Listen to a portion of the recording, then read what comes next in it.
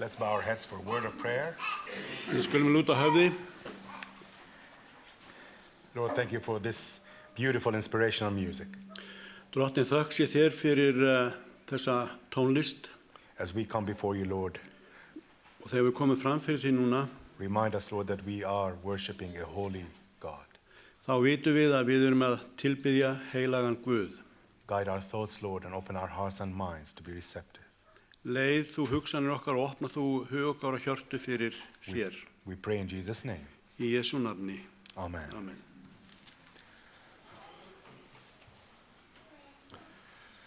It's good to be back with you. Já, það gott að vera hérna aftur. I can't remember. I think it's been just a short period where I was here last time. Ég held að sé ekki svo langt síðan ég var hérna síðast. And this time we have members of our team with us here this as well. Og við erum hérna með nokkra í viðbót. We want to send every message that we take our family in Iceland very seriously. Og við viljum alltaf koma því fram að við lítum á kirkjuna okkar, fjölskylduna okkar á Íslandi með mjög alvarlegum augum á jákvæðan hátt. Pastor Audrey Anderson, our executive secretary, was also supposed to be here with us. Audrey Anderson átti líka að vera hérna. But we have an extraordinary session in the Netherlands. That's why she's there this weekend. En það eru fundir í Hollandi þannig að hún varð að vera þar og því miður gat ekki komið. When I woke up this morning and I kind of opened the curtains, Og þegar ég vaknaði í morgun og dró frá and God gave me this mini resurrection to stand up and look outside, og Guð veitti mér þessa svona mini upprísu og ég leit út gluggann þarna when I saw outside, I said, yes, og ég sagði bara já, eða sem yes. potential for sunshine. Og það sólskinn. And God bless us with sunshine. It's fantastic. Og Guð blessar okkur með sólskinninu og það alveg dásamlegt. Me and my colleagues, we had to travel across the waters just to come to Iceland to get sunshine. Já, og við félagarnir frá Englandi þurfum að ferðast langt yfir hafið til að koma til Íslands til þess að fá sól. And it's beautiful. Iceland is just very beautiful when you have the weather clear and the sun is shining. Og Ísland svo fallegt þegar svona heiðskírt og sólin skín. We had a meeting with the leadership team yesterday. Við áttum fund með hérna stjórninni í gær. And I'm so encouraged by the progress that has been made the last few months. Og það dásamlegt að sjá bara þann árangur sem hefur hlotist og það framfarir sem hafa orðið. So I want to praise God for the leadership, for you, the way God is leading us in a very positive direction. Svo ég lofa Guð fyrir það hvernig gengur hjá ykkur og hvernig stjórnin og leiðtogarnir eru að leiða verkið áfram. And I constantly continue to learn about Iceland. Og ég alltaf að læra eitthvað nýtt Ísland. For example, I learned yesterday that in Iceland you have a land which is called the hot water land and the cold water land. Já, ég lærði í gær að það eitthvað á Íslandi sem heitir hitasvæði og svo köldssvæði. So I'm assuming that most of our churches, all of our churches here in Iceland are built on hot water land. Svo ég reikna með að allar kirkjur okkar hérna á Íslandi séu þá á heitu svæði, væntanlega. So you get the blessing from underneath and also through the power of the Holy Spirit from Svo að above. það eru blessanir að ofan og blessanir að neðan. I invite you to open your Bibles or fire up your iPads or iPhones to 2 Ephesians. Og þá það annað Efesusbréfið annar kapli. 2 Ephesians, and we're going to talk a little bit about, listen to what Paul is talking about the body of Christ. Og þarna Páll að tala líkama Krists. The body of Christ made alive in Christ. Líkama Krist sem sagt lifnar við í Kristi í raun og veru og líkama Krist náttúrulega þá það kirkjan. I'm sure that you have seen this popular advertising tactic, the one before, the picture before and the picture after. Við höfum öll séð auglýsingar það sem sko fyrir og eftir. They're very popular in diet products. Og þetta mjög mikið notað í sambandi við megrunarfæði og slíkt. And the Apostle Paul, he used a similar tactic in Ephesians chapter 2. Og það eitthvað svipað hjá Páli í öðrum kapla Efesusbréfsins. He paints a picture of the before Christ and then he moves on to the after Christ. Hann dregur mynd af því hvernig fólkið var fyrir Krist og eftir Krist. In time periods, it's a bit like BC and AD. Já, þetta næstu því eins og fyrir Krist og eftir Krist, en hann að tala þarna fólkið sjálft. So if you're following, you see that verses 1 to 3 talks about the situation before Christ. Og fyrsta til þriðja vers talar ástandið eins og var áður en að fólki mætti Kristi. Verses 4 to 7 talks about the situation after Christ. Og 4. til 7. vers svo það hvað varð eftir að fólki mætti Kristi. And then verses starts 8, he brings the whole thing to a climax, to a conclusion. Og í 8. versi þá dregur hann þetta allt saman. So in verses 1 to 3, he talks about words, he uses words like dead, sin, follow the world's way. Og í fyrstu 3 versunum talar hann hluti eins og dauðan og syndina og svo framvegis. Disobedience or gratifying sinful nature. Já, óhlýðni og að hlýða náttúrulegum og syndugum hvötum. And then he moves on to verses 4 to 7, where he talks about the transformation of Jesus Christ, what he does to you and me. Og svo í 4. til 7. versi þá fjallar hann sem sagt áhrif Krists á líferni okkar. And he uses wonderful phrases like God's great love, rich in mercy. Og hann notar alveg dásamleg orð eins og hérna kærleikur Guð sem ríkur af náð. Made us alive with Christ.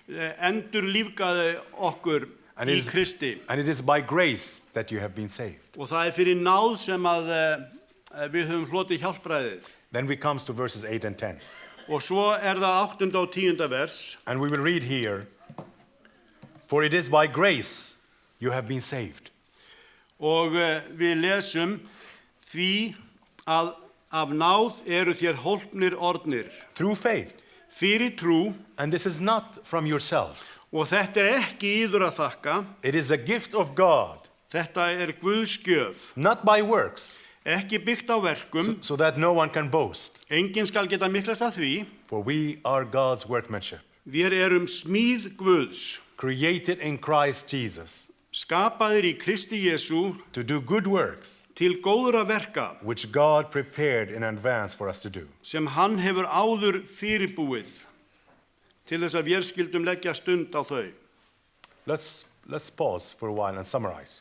Og við skulum þá draga þetta aðeins saman. Christ is the key, the salvation for our transformation. Kristur lykillinn að frelsun okkar og umbreytingu. Number 2, salvation is God's gift. Í öðru lagi þá frelsunin eða hjálpræðið gjöf Guðs. Number 3, you and I, with all our experiences, with our talents, with our gifts, these are all God's creation. Og allt sem við og höfum, það allt saman sköpunarverk eða verk Guðs, smíð Guðs. And number 4, and I really like this one.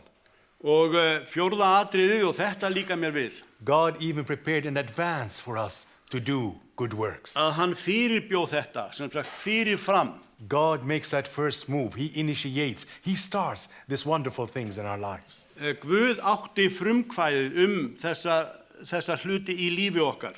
And then the Apostle Paul goes through Ephesians chapter 2, verses 11 to 18. Og svo heldur hann áfram í Efesusbréfinu, öðrum kafla, versi 11 til og áfram. And if you do your own reading, he follows the same pattern, the before and the after Christ. Og þið sjáuð að hann ennþá að nota þetta fyrir og eftir. He talks about Christ destroying these barriers of hostility. Og hann talar að Kristur brjóti niður, sem sagt, veggi og múra. Invisible barriers of hostility. Ósýnilegir múrar. And he talks about this reconciliation to God through the cross. Og hann talar sáttargjörðina við Guð í gegnum krossin. Creating peace, making peace. Og hvernig friður myndast við þetta. And that we have access to God through Jesus Christ. Og að við höfum þannig aðgang að Guði fyrir Jesum Krist. Then we come to verse 19, again another climax point. Og þá það 19. versið og aftur annar svona hápunktur í þessu hjá honum. And this is where we see the Apostle Paul moving from the individual transformation through Christ to the collective, to the family, to the community transformation through Christ. Og þarna fer hann frá því að tala svona einstaklingslegar umbreytur yfir í þessa sameiginlegu umbreytingu. And we read verse 19. Og 19. versið. Now, therefore, you are no longer strangers and foreigners, but fellow citizens with the saints and members of the household of God.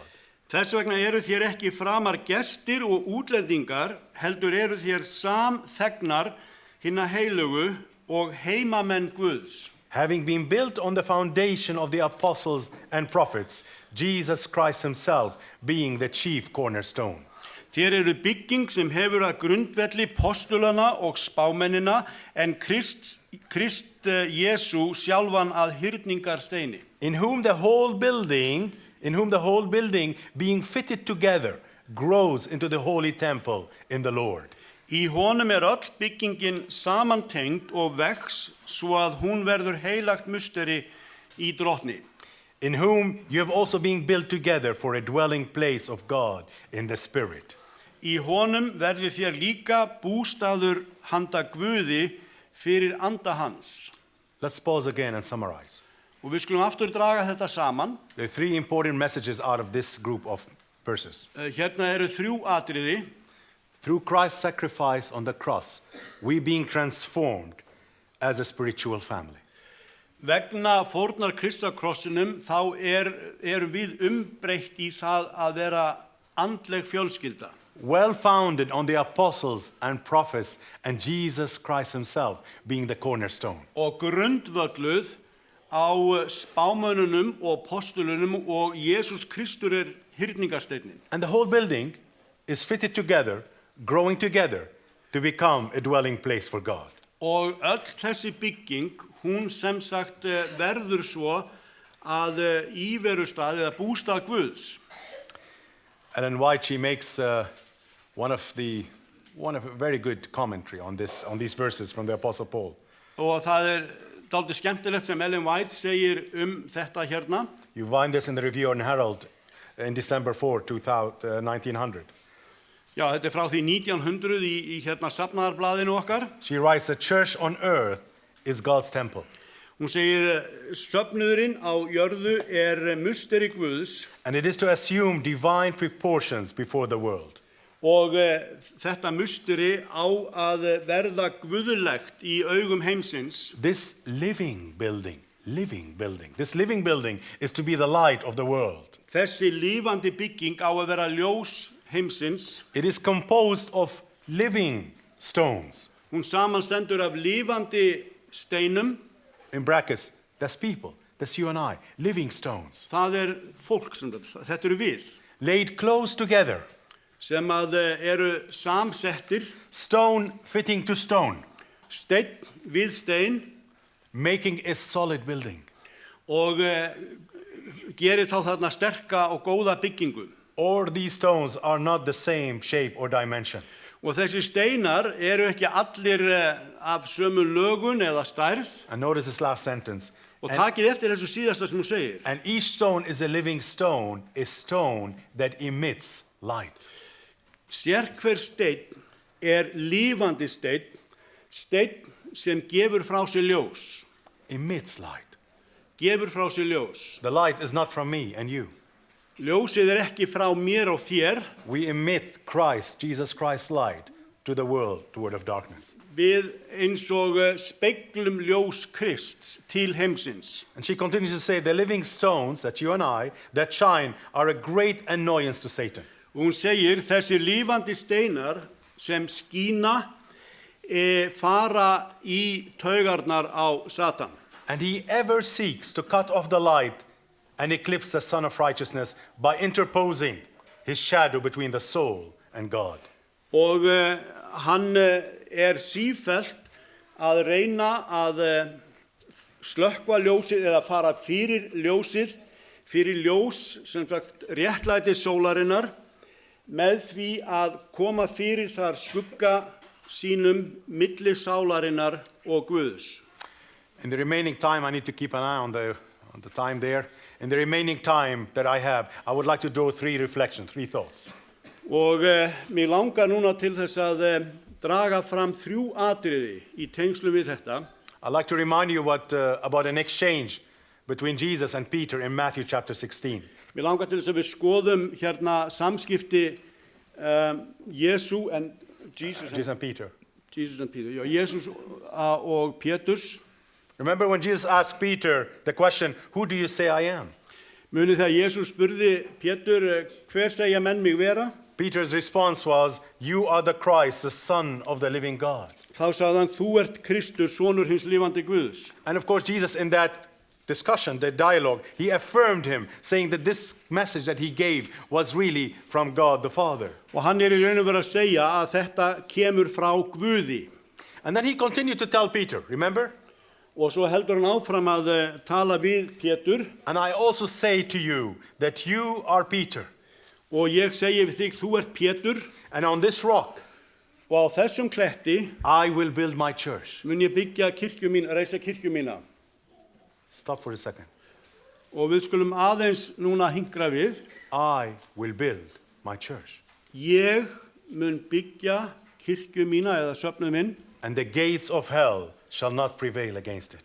Og hlið heljar skulu ekki megna neitt á móti henni. It's interesting how sometimes Bible scholars or denominations, they argue about these verses, the interpretation of these verses. Og það áhugavert hvernig guðfræðingar fara svo að þrátta svona vers. And sometimes we do that as well, where we try to look for some verses just to polish our points of view or beliefs. Og stundum það að við gerum þetta líka. Við finnum ákveðin vers til þess svona að styrkja það sem að við höldum. Notice the message that we have in these three verses. Og sjáið þið það sem að sagt í þessum versum. Who do you say? Who do you say I am? Hver segið þið mig vera? You the Christ. You the Christ, the Son of the living God. Þú ert Kristur, sonur hins lifanda Guðs. Jesus affirms Peter, giving praise to the Father. Sorry? Jesus affirms Peter, giving praise to the Father. Og Jesús samþykkir þetta, eða undirstrikar þetta sem Pétur sagði með því að gefa Guði dyrðina. And then he looks at Peter, one of the living stones on earth. Svo lítur hann á Pétur, einn af þessum lifandi steinum hér á jörðu. And he tells him, I, Jesus Christ, will build my church. Og segir, ég, Jesús Krist, mun byggja mína kirkju. And the gates of hell shall not prevail against it. Á þessum steini og hlið heljar skulu ekki verða honum yfirsterkari. It's fascinating sometimes we as human beings, we argue about this divine and human authority, and we give credit to human authority. Og við mannfólkið, við stundum þráttum þetta sem þetta guðlega vald og þetta mannlega vald og við göngum stundum undir þetta mannlega. We even tend to do this in our own daily lives. Og gerum þetta jafnvel í okkar daglega lífi. Even in our own church. Í kirkjunni. Where this whole vision becomes blurred when we start interpreting these kind of verses. Það sem að í raun og veru við missum aðeins sjónar af kjarnanum þegar við förum að þrátta þessa hluti. Sometimes I find it in my own work where we spend a lot of time talking about human authority. Og stundum finn ég það líka þegar ég á fundum og slíku að við erum að ræða sem sagt þetta mannlega vald, þessa mannlegu sýn. Where we can do or cannot do. Og það sem við getum og hvað við getum og getum ekki gert. And we forget that it's Jesus Christ who builds the church. Og við gleymum því stundum að það Jesús Kristur sem að reisa kirkju sína. The same principle applies to which we just read in Ephesians chapter 2. Sama og við lásum í öðrum kafla Efesusbréfsins. Salvation is God's gift. Hjálpræðið gjöf Guðs. You and I are God's creation. Við erum smíð Guðs. And God's even prepared in advance the good work for us to do. Og Guð hefur fyrirbúið okkur góð verk til að ástunda. And therefore only He is to be praised. Og þess vegna skulum við lofa hann, einungis hann. The same principle about the growing community, stone by stone, fitted together. Og sama meginreglan á þarna við samfélagið, steinana sem að vaksa saman. Jesus Christ builds his church. Jesús Kristur reisir sína kirkju. You know, sometimes I hear church members come to me and they're very worried about division in the church. Stundum kemur kirkju safnaðarfólk til mín og það hefur mikla áhyggjur af svona sundrungu innan kirkjunar eða þegar fólk verður ósammála. They talk about persecution or rejection. Og það talar jafnvel ofsóknir og afneitun. Secularism or liberalism or extremism. Og það talar kannski veraldarhyggju og ýmislegt þess háttar. Global church versus local church. Og heimskirkjan miðað svo við staðarkirkjuna, My standard answer to these people. Og svar mitt til þessa fólks I sleep well at night, just like a baby, ég sef geysilega vel á nóttunni. because I know that Jesus Christ is building his church. Því að það Jesús Kristur sem að reisa kirkju sína. And I'm just a steward in his hands. Og ég bara ráðsmaður í hans höndum. I have no ownership rights of the church. Ég á ekkert í þessari kirkju í raun og veru. God is steering. Það Guð sem við stjórnina God is guiding. God is building. og hann leiðir og hann byggir. All I have is being a steward in his hands, following his guidance. Ég einungis ráðsmaður í hans höndum og fer eftir leiðbeiningum hans. And by the way, Og vel á minnst, here's an additional point for you. eitt atriði hérna í viðbót. You and I don't have the power, the gifts, or the resources to bring one single person to the foot of the cross. Við sem einstaklingar höfum ekki máttinn eða viskuna eða neitt til að bera til þess að draga fólk að krossinum. God's light is emitted through us for us to be Christ-like, to pass it on, to bring that Christ-like hope to broken humanity. Jesús lýsir fólki í gegnum okkur en það hans ljós sem speglast í okkur og til annara. See, sometimes we make the work of the Holy Spirit dependent on a building or a church or a program. Stundum takmörkum við starf heilags anda við kirkjubyggingu eða við eitthvað prógram sem í gangi og þess háttar. Or a certain technique that we use when we do evangelism and outreach. Eða ákveðna aðferði í útbreiðslustarfi. Where human beings are back in charge and we are the doers, the movers and the shakers. Þar sem að mannverurnar komnar við stjórnvölin og þær stýra og stefna og ákveða. In Romans chapter 8, Paul reminds us, and let me paraphrase. Og ég ætla svona endursegja það sem að Páll segir í Rómarbréfinu 8. My main responsibility and your main responsibility is to cooperate with what God already wants to do and has already begun to do. Ábyrgð mín og ábyrgð þín að samstarfa með Guði í því sem að hann hefur ákveðið að gera. Remember the commission in Matthew 28? Munum við skipunina í 28. kapla Mattheusar. Therefore go and make disciples and of all the nations and baptize. Já, farið út allan heim og gerið fólk að lærisveinum og skýrið. Remember many times in Sabbath school we've had discussion about what is the most important. Og stundum í kvildarskólanum þá hefur verið rökrætt hvað nú mikilvægast? Go. Að fara. Make disciples. Að gera að lærisveinum. Baptize. Að skýra. I like the way that verse starts. It starts with the word therefore. Já, og þetta vers það byrjar á þess vegna eða því. And whenever I'm learning, whenever there's a conjunction or a connecting word, pay attention to the verse before it. Og alltaf þegar það svona samtenging, þá skulum við alltaf skoða það sem á undan. Before therefore, Jesus is saying to the disciples, all authority has been given to me in heaven and on earth.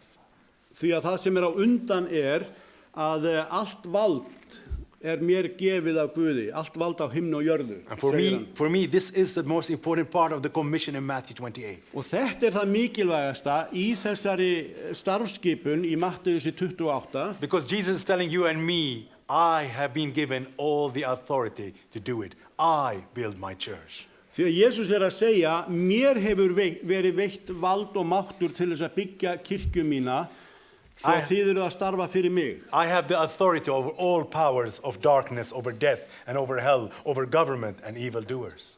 Ég með vald yfir öllum stjórnum og stjórnkerfum og öllu saman. Therefore go. Farið því. Trust me. Treystið mér. I will bless you. Ég mun blessa ykkur. That's the beauty of God's power. He is building the church. Og þetta það sem svo dásamlegt við mátt Guðs, hann að reisa kirkju sína. Here's a second thought for you this morning. Og annað atriðið hérna. You know, I'm very proud of our global church. Ég hreykinn af heimskirkjunni okkar. We are present in 200 plus countries. Við að starfa í yfir 200 löndum. And every time I come to a place and I see the logo, Og hvert sinn sem að ég kem í eitthvað land og sé þetta merki, I feel at home. I'm with my spiritual family. að þá ég komin heim. Ég meðal andlegra fjölskyldumeðlima. You have the Bible, Það Biblían, you have the cross, krossinn and you have the Holy Spirit. og heilagan anda. Isn't that beautiful? Þetta stórkostlegt. Wherever I am, whether I go up to the mountains in Nepal or I go to extreme places where people are meeting underground, whenever I see the logo, I know I am home with my spiritual family. Hvort sem í fjöllum Nepals eða í neðanjarðar kirkjum í vissum löndum, þegar ég sé þetta merki, þá veit ég að ég meðal míns fólks. So I wanted to start with this point before you hear what I'm about to say.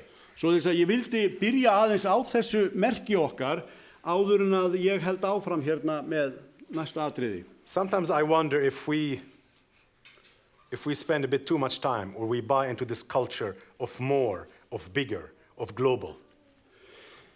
Ég að velta því fyrir mig hvort að við séum stundum of upptekinn af því sem að tilheyrir svo menningu okkar, sko þetta alltaf meira og stærra og heimsvíðtækt. I wonder sometimes if on our minds the church is the 25 million people who are meeting today on a Sabbath morning. Ég velti fyrir mig hvort að í huga okkar sé kirkjan þetta 25 milljónir manna að koma saman í dag á hvíldardegi. Or what the General Conference says. Eða hvort að kirkjan okkar sé það sem að aðalsamtökin segja. Or what the division says somewhere in England. Eða það sem að stjórn deildarinnar segir sem að í Englandi. Or the big branded programs. Eða stóru áformin sem við höfum. Or the big attendees in evangelistic campaign. Eða allir þeir sem að koma saman þegar útbreiðslu samkomur haldnar. I just wonder sometimes if maybe we need to slow down a bit. Ég velti fyrir mig hvort að við þurfum aðeins að hægja á okkur. Maybe look at a different perspective. Og líta á þetta frá öðru sjónarhorni. Perhaps starting to see the small and the local, the beauty in the small and the local. Og beina huganum að þessu smáa og þessu staðbundna. Like the local communities like here in Reykjavik. Eins og staðbundu kirkjuna hér á Reykjavíkursvæðinu. And more the individual families. Og að horfa á fjölskyldurnar í þessu samfélagi. Which is according to the biblical model. Sem að samkvæmt uppskrift Biblíunar. Living stones. Lifandi steinar. Fitted together. Sem passa saman. Broken, loved and healed. Brotnir, elskaðir og læknaðir. You and I, that we come together and rejoice in the power of the Almighty. Við komum saman og við fögnum vegna máttar Guðs. Spiritual families that are held together through the power of the Holy Spirit. Andlegar fjölskyldur þær haldast saman vegna blessunar heilags anda. Maybe our focus should be on the individuals who are struggling in the day-to-day real life issues. Kanski ættu við að beina sjónum okkar meira að einstaklingunum sem að berjast í sínu daglega lífi. Single mothers who are trying to provide for their families. Einstæðar mæður sem að berjast í bökkum fyrir fjölskyldu sína. Teenagers and young people who are asking what is the meaning of life. Táningar ungt fólk sem að spyr hver sé tilgangur lífsins. And they wonder sometimes why is the church so much out of touch with reality. Og stundum fólk spurt eða við spurð af hverju kirkjan sé ekki í snertingu við hið raunverulega líf fólksins. Brothers and sisters, we might be a global movement that exists in more than 200 countries. Og sískinni, við kannski kirkja sem að á rætur að rekja til yfir 200 landa í heiminum í dag. And we praise God for that. Og lofsög Guði fyrir það. But people do not live globally, they live locally. En fólk býr ekki heimsvíðtækt, það býr á ákveðnum stað. We need to focus on where the rubber meets the road. Já, og við þurfum að sjá í raun og veru hvað það sem skiptir máli. We need to focus on where the living stones are, where Christ's light is emitted through them, through the power of the Holy Spirit. Við þurfum að sjá hvar hinni lífandi steinar og hvernig ljós Krists lýsir í þá og eflir þá. And our focus, our strategies, our plans need to be local. Og áform okkar og sýn þarf að snúast þetta staðbundna okkur á ákveðnu svæði. Remember the mission of Jesus Christ. Munið þið starf Jesú Krists It's a neighborhood mission. og það er nágranna starf. He might have thought globally in terms of saving the world, Jú, hann getur hafa hugsað heimsvíðtakt það að frelsa heiminn. but he always and certainly he acted locally. En Jesús var alltaf að starfa og predika staðbundið. So the second point, I pray that our hearts and our minds, we're focusing locally on our own streets, on our neighbors, on places where we work. Og þetta sem það annað atriði hjá mér, áhersluatriði. Ég vona að við séum að hugsa staðbundið nágranna okkar, félaga okkar, trúsystkini. My third and final point this morning Og þriðja og síðasta áhersluatriði hjá mér is an appeal, and you might have heard it from me before, but it's an appeal to challenge unchallenged assumptions. og þið hafið kannski heyrt mig segja þetta áður, en það er hvatning til þess að bjóða svona viðteknum hugmyndum byrgin. This would require openness to the voice of the Holy Spirit as he guides us forward. Og það þýðir að við séum í raun og veru opin fyrir heilagan anda þegar við erum í framgangi. You know, one of the richest images of the church is that Jesus Christ is the head. We're the body of Christ, and Jesus Christ is the head. Ein sterkasta svona mynd kirkjuna það að Jesús höfuð hennar. And considering our important mission here in Reykjavik, here in Iceland, Og þegar við hugsum starf okkar hér í Reykjavík á Íslandi, we need to be the best run organization in the world. þá verðum við að reyna að vera best rekna stofnun í heiminum. You know, there are not many organizations in the world today which are really 2,000 years old. Það ekki margar stofnanir í heiminum í dag sem 2000 ára gamlar. And so there is a question about us today, 2,000 years, about our relevance. Why do we exist as a community here in Iceland? Og það spurning eftir 2000 ára sögu kristninnar, til hvers við hér á Íslandi? That's why we need to be open sometimes for change, to challenge some of these assumptions that we hold so dearly.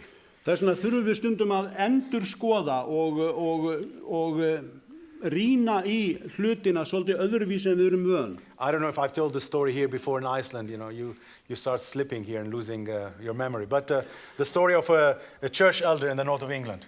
Ég hef kannski sagt þetta áður, en það var safnaðarformaður í norðurhluta Englands. You know, I come to a local church one morning, and this church elder, he comes over to me and he introduces himself.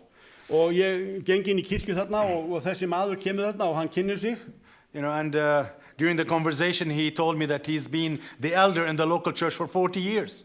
Og hann segir mér að hann sé búinn að vera safnaðarformaður þarna í 40 ár. I said, wow, you must have seen a lot of change. Og ég segi, svakalega hefur þú séð mikla breytingar þá á öllum þessum tíma. He quickly answered, he said, yes, and I have opposed every single one of them. Og hann sagði, já, ég hef séð mikla breytingar og ég á móti þeim öllum.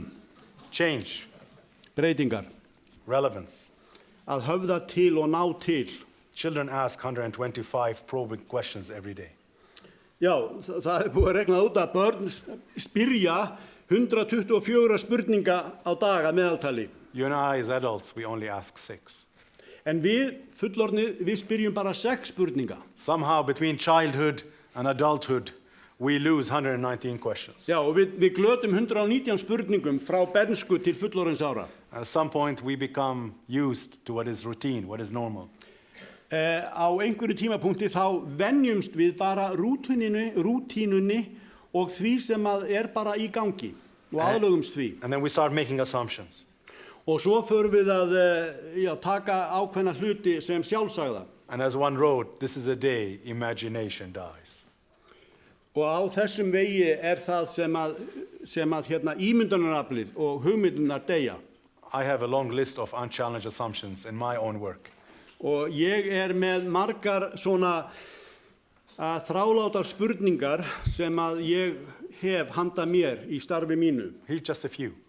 Og eru nokkrar þeirra svona sem eru til þess að róta upp í mér. We, as a church, as a community, happen in church, in a building. Við sem kirkja, við erum kirkja að því að við erum inn í byggingu.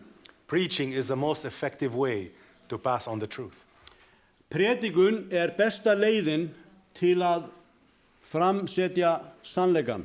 Pastors lead while lay members follow. Prestarnir leiða starfið og leikmennirnir fylgja á eftir. The church service follows a certain order. Guðsþjónustan á að vera í vissu formi svona. Greet, Helsa, sing, syngja, read, pray, preach, bless, dismiss. já, og lesa og biðja, predika, syngja og kveðja. The church is for believers like you and me, rather than skeptics who might have questions. Kirkjan fyrir trúaða eins og mig og þig, en ekki fyrir einhverja efasemdamenn sem vilja fara að spyrja. Young people have not left the church. They have just temporarily left the building. Já, unga fólki hefur ekki yfirgefið kirkjuna, það hefur bara tímabundið yfirgefur bygginguna. And the list goes on and on. Og svona spurningar og athugasemdir eru fjölmargar. There is sometimes a point where we stop and we ask, why are we here? Stundum það að við bara stoppum og við spyrjum okkur sjálf, af hverju erum við hér? And as we continue to challenge assumptions, why we're here, Og þegar við íhugum þetta og skoðum bara hefðina hjá okkur, let me add a point to the discussion. að þá vil ég bæta einu atriði inn í þetta. We need to be at the forefront of alleviating, of reducing, of dealing with social problems in our societies and communities. We need to be at the forefront. Forefront. Já. Við þurfum að vera framarlega í því að tala alls konar málefni sem eru ofarlega á baugi í samfélaginu á hverjum tíma. If our communities, if our churches here in Iceland withdraw and only purely focus on religious activity, Ef að kirkjur okkar væru einungis að vinna með kirkjulega hluti og málefni, where we teach and preach Jesus Christ, já, það sem við predikum og kennum Jesú Krist without lifting a finger to alleviate human suffering, og gerðum ekkert í því að hjálpa þeim sem eru þurfandi, friends, our message becomes irrelevant. að þá verður boðskapur okkar algjörlega út úr korti. Hann hefur enga tengingu við fólk. As a result, we lose credibility out in the community. Og þá eiginlega glötu við stöðu okkar og áhrifum. I believe that 21st century Iceland is crying out for us to be an authentic community, to be one with the community, to alleviate suffering. Og ég trúi því að þessi tími fyrir kirkjuna okkar að hvetja okkur til þess að tala til málefna og tala málefni og til að hjálpa við að leysa mál og hjálpa fólki. An authentic Christianity, just like Jesus Christ, Christ-like Christianity. Og við erum að tala kristindóm sem að líkist Kristi, sem að sannur. Where he spoke and he acted. Hann talaði og hann framkvæmdi. He spoke and he touched. Hann talaði og hann snerti. He spoke and he healed. Hann talaði og læknaði. He spoke and he forgave. Hann talaði og fyrirgaf. Less platform-centered theology. Ekki svona predikunastóls miðuð guðfræði. And more action on the community where people are suffering, where we become relevant and reaching out to them. Heldur það að vera meðal fólks og snerta það og hafa áhrif á það til góðs. Það málið. Less care about our well-being as a spiritual family. Og ekki vera alltaf að hugsa sjálfhvert okkar eigin vellíðan sem andlegt samfélag. Friends, we cannot spend our whole lives, all our resources, all our time to heal ourselves. Við getum ekki varið öllum tíma, fjármunum og afli í það bara að hugsa okkur sjálf og lækna okkur sjálf. Because that comes by grace. Í þetta eitthvað sem snertir náðina. Náðin gerir þetta. It's a gift and it's already been given to you and me. Náðin hefur verið veitt mér og þér.